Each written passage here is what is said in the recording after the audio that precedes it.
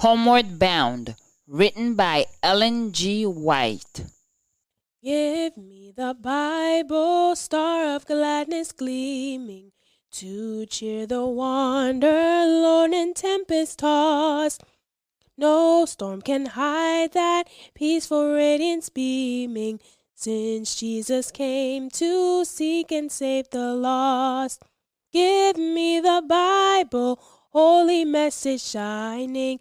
Thy light shall guide me in thy narrow way, precept and promise, law and love combining, till night shall vanish in eternal day. Law and Sabbath, dual test of loyalty. June 3rd, obedience, a condition for happiness.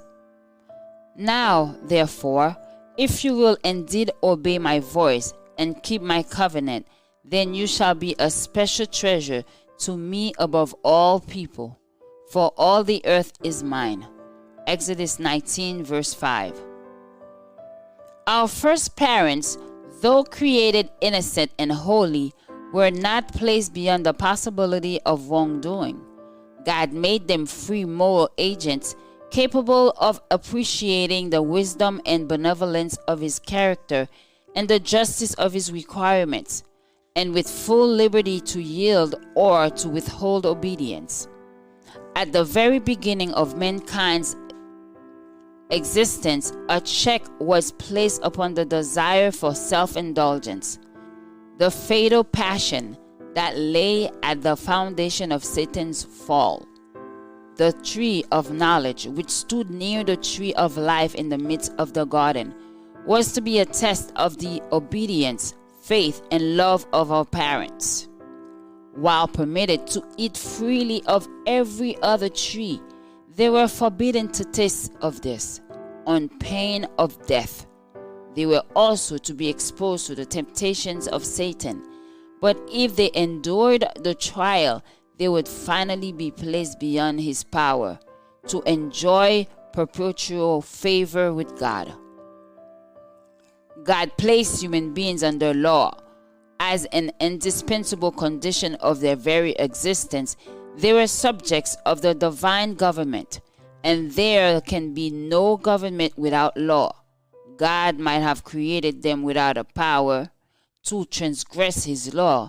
He might have withheld the hand of Adam with the touching of forbidden fruits, but in that case, human beings would have been not free moral agents, but mere automatons.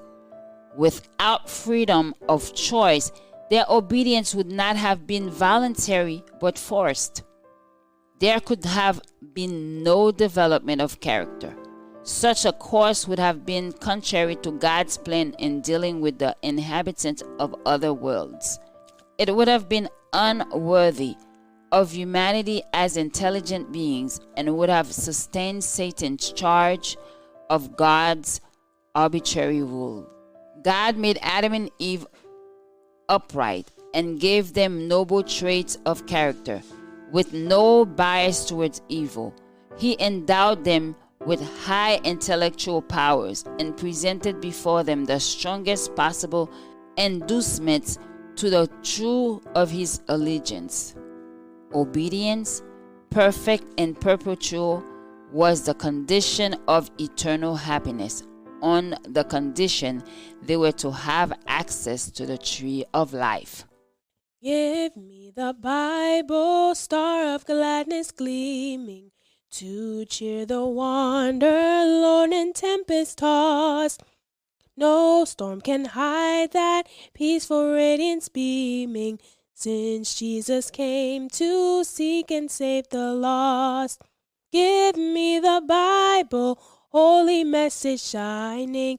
Thy light shall guide me in thy narrow way, precept and promise, law and love combining, till night shall vanish in eternal day.